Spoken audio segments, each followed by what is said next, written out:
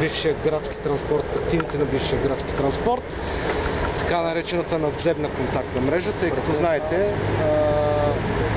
за да функционира този състав са необходими 4 елемента. Подземна контактна мрежа, надземна, трафопостове и съответно подвижен състав, тролеите. За съжаление, от целият този актив към днешна дата, по моя информация,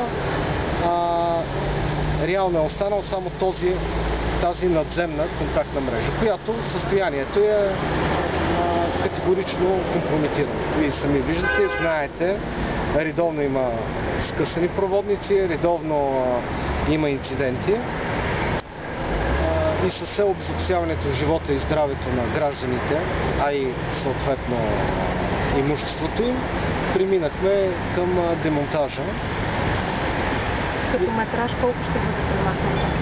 Като метраж трябва да го погледна точно, но има 4 заповеди, които сме издали за демонтаж на тези опасни съоръжения.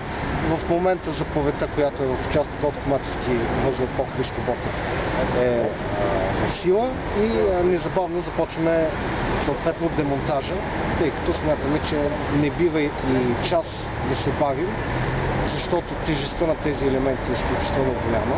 Не дай се Боже някой от тях да се откъсти и да удари.